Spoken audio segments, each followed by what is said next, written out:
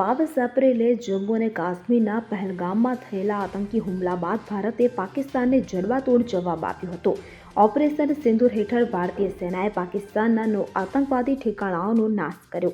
આ પછી પાકિસ્તાની સેના આતંકીઓના સમર્થનમાં આવી અને નાપાક હુમલા કરવાનો પ્રયાસ કર્યો, પરંતુ ભારતીય સેનાએ તેમના ડ્રોન અને મિસાઇલોને આકાશમાં તોડી પાડ્યા। આ અંગે BSF ગુજરાતના IG અભિષેક પાઠકે એક પ્રેસ કોન્ફરન્સમાં મોટું નિવેદન આપ્યું।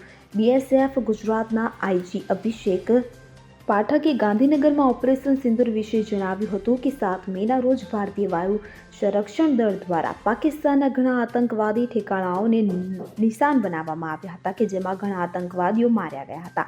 ભારતે કોઈ લશ્કરી ઠેકાણા અને નાગરિકોને નિશાન બનાવ્યા ન હતા।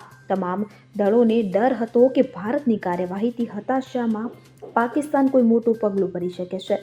સુરક્ષા દળોએ આ માટે પહેલેથી જ તૈયારીઓ કરી લીધી હતી। તેમણે જણાવ્યું કે 8 મે પછી પાકિસ્તાની મિસાઇલો અને ડ્રોનથી હુમલો કર્યો, પરંતુ ભારતીય વાયુસેના સંરક્ષણ પ્રણાલીએ ખૂબ જ સારું પ્રદર્શન કર્યું।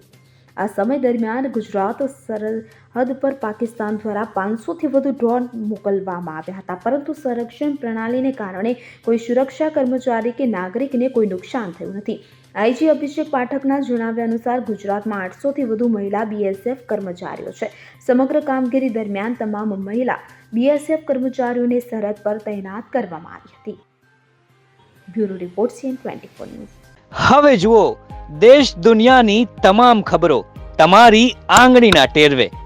ઉઠાવો મોબાઈલ અને Google Play Store પરથી ડાઉનલોડ કરો અમારી CN24 ન્યૂઝ મોબાઈલ એપ।